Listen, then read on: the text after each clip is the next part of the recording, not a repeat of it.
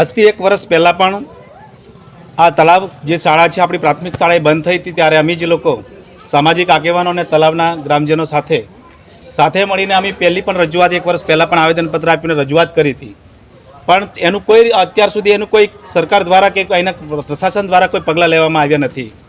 પણ આજને ફરીથી પાછા 2-4 વાર એ લોકોએ આપણે રજૂઆત કરી તોય પણ એ પગલાં લીધા નથી। તો સરકારે ખરેખર જે દાવા કરે છે કે આદિવાસી બાળકો ભણવા જોઈએ અને આગળ વધવા જોઈએ, એ દાવા ખોટા સાબિત થઈ રહ્યા એવું દેખાઈ રહ્યું છે।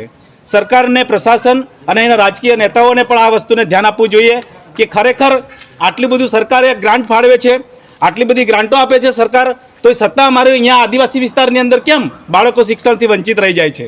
અને આટલા બધા બાળકો, આદિવાસી બાળકો વંચિત રહે છે તો એમાં જવાબદાર અહીંના સ્થાનિક પ્રશાસનને નેતાઓ પણ છે, કેમ કે અહીંનું સ્થાનિકની જવાબદારી એમની હોય છે અને એ લોકો એમને ધ્યાન આપતા નથી। અને વારંવાર રજૂઆત કરવા છતાં પણ હજી સુધી કોઈ પણ રાજકીય નેતાઓનું પેટનું પાણી કેમ હલતું નથી? કેમ આવનાર ચૂંટણીઓમાં પણ જો આવા નવું આદિવાસી વિસ્તારની અંદર રહેશે તો આ સમાજ એમને ચૂંટણીઓ દરમિયાન પણ એનો જવાબ આપી દેશે। વાત છે કે અહીંના સ્થાનિક ધારાસભ્યને તમે રજૂઆત કરી? હા, અહીંના સ્થાનિક ધારાસભ્યને રજૂઆત પહેલાં પણ મૌખિક કરવામાં આવી હતી અને હવે પછી પણ લેખિત આપણે ધારાસભ્યને હમણાં પણ રજૂઆત કરવાના છે। અને આ 15 દિવસની અંદર જે માંગ છે અમારી, અને ધારાસભ્ય શું પણ સાંસદ સભ્યને પણ અમે રજૂઆત કરીશું આ બાબતમાં। અને હવે પછી કદાચ એ લોકો અમને આ પ્રાથમિક શાળા જો ફરીથી નહીં ચાલુ કરે, શિક્ષક ત્યાં નહીં મૂકવામાં આવે, તો ગાંધી ચિંધ્યા માર્ગે સમગ્ર આદિવાસી સમાજ આ આંદોલન કરશે અને રોડ રસ્તા પર ઉતરવા પડે તો ઉતરશું અને ધરણા પણ કરવા પડે તો કરીશું। નેતાઓનો ઘેરાવો કરશો? 100% નેતાઓનો પણ ઘેરાવો કરીશું। ટીનાભાઈ ભીલ, સમસ્ત આદિવાસી મહાસંઘ આગેવાન તરીકે। આજે સમાજના તમામ યુવાનો, વડીલો, આગેવાનો બધા ભેગા મળીને આજે નસવાડી સેવા સદન ખાતે મામલતદારશ્રીને આવેદનપત્ર આપવા માટે આવેલા છે। આવેદનપત્રમાં મેં એવું જણાવ્યું છે કે નસવાડી તાલુકાના તલાવ ગામમાં આજથી 1 વર્ષ જેટલા 15 મહિના પહેલાં 31/7/2023ના રોજ શાળામાં ફરજ બજાવતા શિક્ષકે પોતાના અંગત સ્વાર્થ માટે બાળકોના વાલીઓને પોતાના કોરા કાગળ ઉપર સહી કરાવીને અને શાળામાં ભણતા વિદ્યાર્થીઓની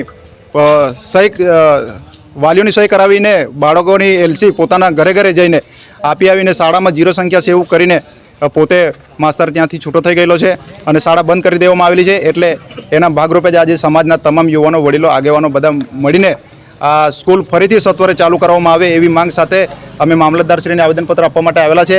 સાથે સાથે શિક્ષકને કાયદાકીય રીતે પગલાં લેવામાં આવે અને શિક્ષકને સસ્પેન્ડ કરવામાં આવે એવી અમારી માંગ છે। ગુજરાત સરકાર એક બાજુ શિક્ષણની બહુ મોટી વાતો કરે છે, ત્યારે અમારા વિસ્તારમાં આ શાળા બંધ કરીને શું સાબિત કરવા માંગે છે એ પણ અહીંયા બહુ મોટો ગંભીર પ્રશ્ન ઊભો થાય છે। આવનારા સમયમાં બીજો શિક્ષક પણ જો આના જેવું જો કૃત્ય કરશે તો આવનારા સમયમાં સમાજ બધો જાગૃત થઈ ગયેલો છે। આવનારા સમય બીજા માસ્તર જો આવું કામ કરશે તો કાન પકડીને ગામની અંદર છે ને વરઘોડો કાઢીશું, એ નોંધ લે। એટલે આ શાળા દિન 15માં ફરીથી ચાલુ કરવામાં આવે। 15 દિવસની અંદર જો શાળા નહીં ચાલુ કરવામાં આવશે તો આવનારા સમયમાં હજારોની સંખ્યામાં રોડ રસ્તા પર ઉતરી આવીશું અને આંદોલન કરીશું, ગાંધી ચિંધ્યા માર્ગે પણ કરીશું।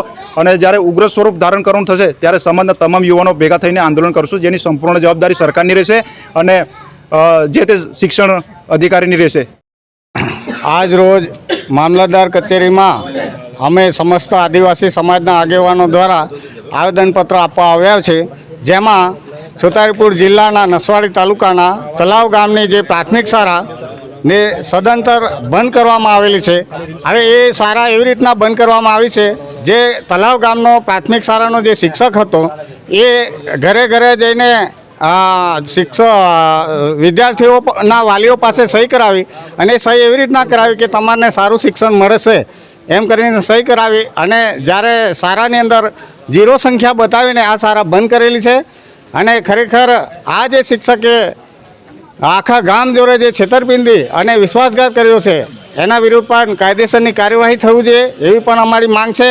અને આ જો પ્રાથમિક શાળા જે તલાવ ગામની પ્રાથમિક શાળા છે એ સત્વરે દિન 15માં જો નહીં ચાલુ કરવામાં આવે તો અમે ગાંધી ચિંધ્યા માર્ગે સર્વ આદિવાસી સમાજ રોડ રસ્તા પર ઉતરીશું અને આંદોલન પણ કરીશું, જેથી કરીને સરકાર અમારી આ આવેદનપત્રને ધ્યાનમાં રાખીને સત્વરે આ સ્કૂલ ઝડપી ચાલુ કરે એવી અમારી માંગ છે। મારું નામ ભીલ અરવિંદભાઈ વિઠ્ઠલભાઈ જય આદિવાસી મહાસંઘના પ્રમુખ. તળાવ ગામની પ્રાથમિક શાળા 1 વર્ષ કરતાં વધારે ટાઈમથી બંધ થઈ ગયેલી છે. તેને ફરીથી શરૂ કરવા માટે આવેદનપત્ર આપવા નસવાડી આવેલા છે અમે લોકો બધા. કેવી રીતના શાળા બંધ કરી દેવામાં સાહેબ તળાવના આપણે પ્રાથમિક શાળાના મેન મુખ્ય શિક્ષક છે. તેમણે પોતાના અંગત લાભ માટે એમણે 0 સંખ્યા બાળકોની બતાવીને બાળકોની એલસી કાઢીને પછી એ રીતના બંધ કરી દીધી છે.